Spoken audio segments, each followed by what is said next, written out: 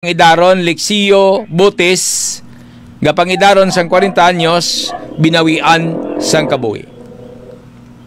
Daw ano bala kasakit bangod lang sa wala pag intindihan ay Radyoman Patrol 657. Radyoman Patrol 657. nadula ang dapat nga hindi madula. Nadula ang kabuhi sini ni Ginalyn, no? Kaga halos ang iya pamilya do hindi mabaton ang ginhimo sang suspect nga si Jonelon Lexio Moralios sa paglabo patay sa kaugalingon sini nga utod man abi o kon ila pagid ka pamilya. Tiang aton sini nga mga kapulisan matapos nga naibaluan nga napatay ining si Dinilin, ginpatigayon ang isa diri ka maidid nga investigasyon bangod madamo ni siya. Sang igo, sang labo, sa managkalain-lain nga parte sang iya sining lawas. Apisar nga ining suspect, nakaangkon man ini isang mga hubag bangod sa paglampo sa iya sa matigang nga bagay. Pero ining duwa nagapabilin nga ginabulong sa ospital magluwa sa kay Ginilyn nga din deklarar nga patay. Kay ginalantaw man gani di sa aton mga kapulisan nga dili man gani hubog ning suspect ni. Kaya kay daw atat na atat siya. Daw nga akig siya.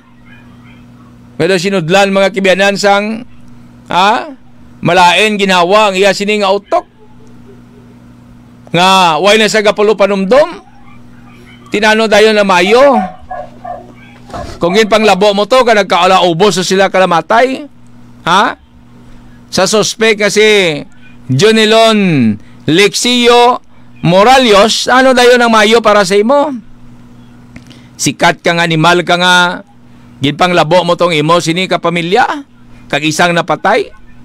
Ano subong sikat-sikat ka? Hala nang panumduman mo na karon sa ospital, kay ginabulong ka da. Kag buhi ikaw, pero may pinatay ka. Hay, makabulig ni dako sa imo, ining imo ginhimo ni? Ining pagpatunto-tunto mo kag pagagaw-gago mo kag pa isog-isog mo? May mabulig ni? Sa imo pagpatunto-tunto kag pagagaw-gago da nga nagpinanglabo kay mo? Ay kapamilya mo, patsyon mo, utod mo, patsyon mo, baunano din ka na imo ya pagulan man. Ano imo likod, dughan? Kagamay nga bagay, ngin pinadako-dako nyo, pwede man malalim istoryahan. Istoryahan nyo kung anong mayo? Kung anong ginay nagawa nyo das banwa sa mayon? Mari man mga tao nga tali makaboto ka pa da. Makaboto pa to si Ginalyn. No? Sa mabot nga pinili ayo. Hay nutas mong kabuhi. Ang lain lang karon kay mapasakaan ka pa sang kaso. Ay nano ni dayon kay kung mapasakaan ka sang kaso kundi mapriso ka.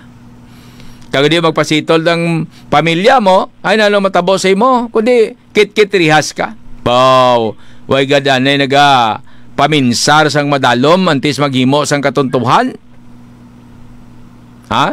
Antes magpaisog-isog ka magpabugal-bugal bala, no? Sang inyo sining ginhimo. Nalabot ta kagay na, no?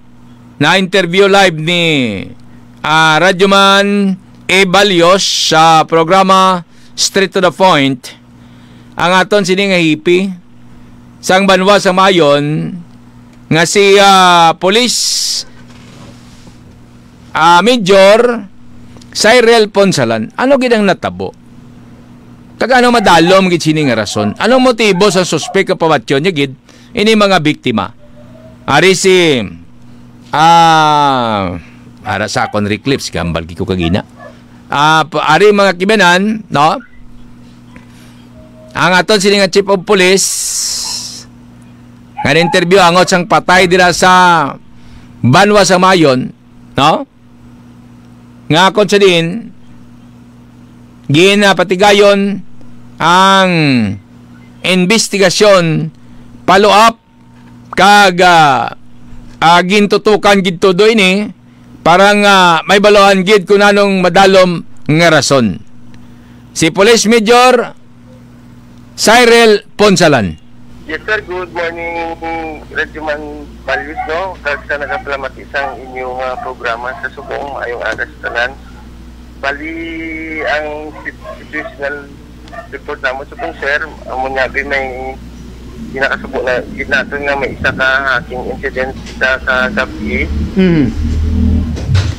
Dito na tabo sir sa Sitio Minoro, Barangay Westilla, Flores sa sining municipalidad sir. So, pwede na to may bulan sinong mga na-involve ba rabi nga mga